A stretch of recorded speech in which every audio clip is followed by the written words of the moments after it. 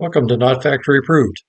Today I'll be putting the ignition switch and fixing the column on the abandoned F150. It's a 1986 and that series is from 1980 to 86. So hopefully this helps. I'm sure it will cover other vintages as well. Thanks for watching. This method is best if you don't have a long reach circlip pliers. Stay tuned. To get this cover that holds the shifter and the key, or sorry, not the shifter, the key in place, there's a pin down in there that has to connect. And that's going to be kind of hard for me to show you. Down in here, it's to this locking mechanism for the ignition lock. And that can be pulled up to make it easier, not too far. And then this part here is what meshes with it. So when you turn on the key, the steering wheel unlocks. So let's see if we can get that. So what I have to do, start shaking here. What I had to do was to take this key part, and take it out of the housing, which is here. And then also put the lights and through the housing, and then I should be able to put it on. I put a little grease on the key mechanism, and hopefully that will go together properly. So one thing you got to watch if you pull this lock mechanism out is that it's got a funny looking tooth there. It doesn't like to go in. You have to spin this gear by looking inside that dark hole, and you can see a spot on the gear where it's different than all the others, and so that's what you wiggle to get this lined up and on.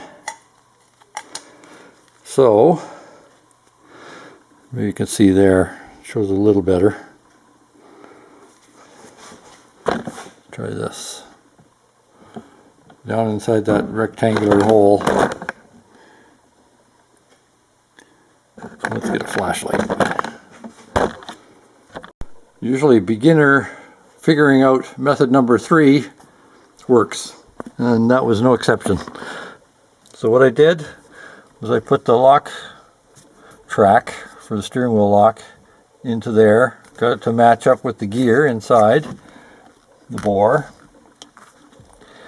Then I pulled the mechanism for the steering lock up, hooked on, pulled out very carefully that lock unit with the rack gear on it, hooked it onto the mechanism, held it in place, put it into the slot, get into this part of the steering column, and then pushed it on. And the gear, I made sure I didn't move the gear that was inside inside the ignition lock, and everything meshed and it pushed right into place.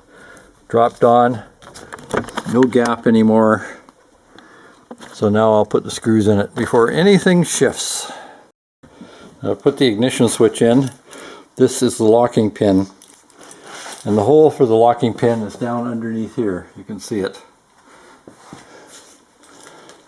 So you have to turn the key to get a spot where that can go in, and line up that pin with the hole, and it slides right in and hopefully locks in place. Stay tuned for the method with circlip pliers. Well, the saga doth continue. I had to take it back off again, and I found out, thanks to the Junkman YouTuber, that the gear inside is held in with a circlip. Unfortunately, my circlip broke, but fortunately I have replacements. So it's possible there's hope.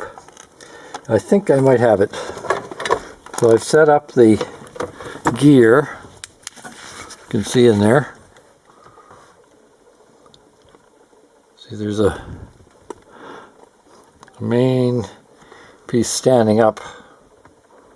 It's pointing pretty much up, or sorry, there's a main piece standing up and it's pointing pretty much at me.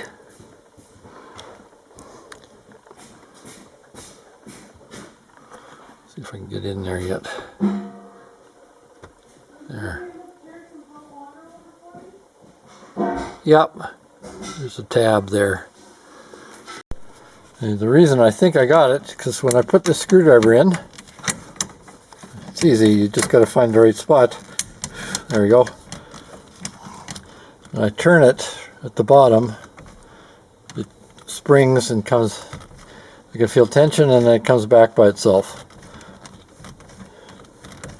So I've lubricated at the top. It still feels kind of sticky, so we'll see what happens there. And screwdriver grabbed the stupid gear and pulled it out. Yeah, that's not right.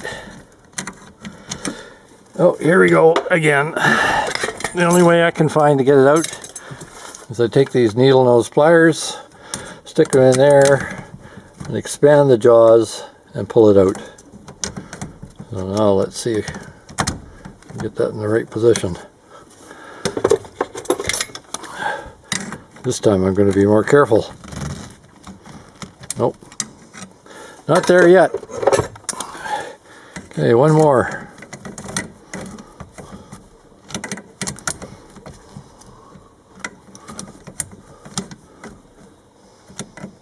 This is tricky.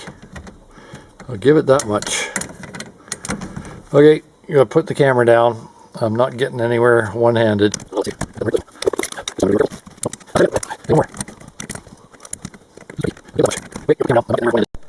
It springs at the bottom, and I wind it back, I have full travel. So let's see how the key works this time. When it comes to putting the lock in, there's one way to do it. The pin has got to be retracted, which means that the key has to be in that position. This goes over top of the gear that this actually turns, and that works the ignition switch as well as the column lock. So this side is looking like it just came out of the factory almost, and this side's a little polished. So that's the gear side. But it doesn't really matter on this one. I remembered it as being offset, but it is not. It is in line with the tab, so it really doesn't matter which way it goes. So much for that little tidbit of information that was totally invaluable. Well, valueless? Yeah, that's the term. Stick with me. I'm good for confusion. Okay, hopefully you can see in there. There's a circlip in there now. You need a very long jaw, good quality circlip pliers, or a lot of patience. Anyway, the washer goes in lined up, and then you line up after you've set the gear to the on position, but not start.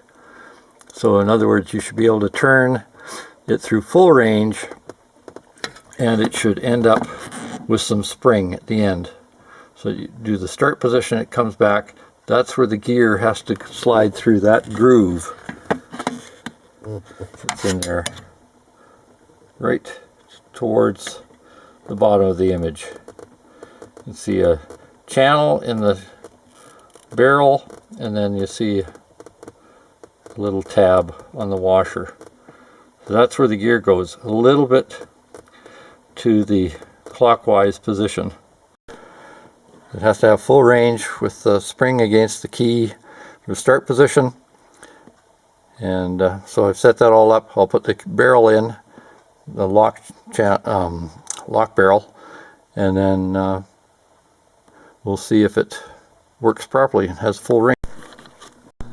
Done a little cleaning up. Things are getting better. I did find the tilt and turn signal arm wedged up in there, so that was good. I took the dash off. It was underneath the dash pad. Don't know how it got there, but it works.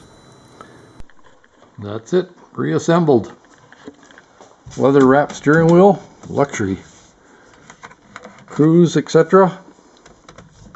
There. signals and tilt. Steering wheel lock and key. Somewhere in there. There's a key. Honest. I think I'll go the other side.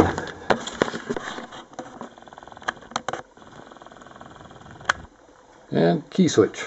All installed, all working. Now I just need the gear shift indicator.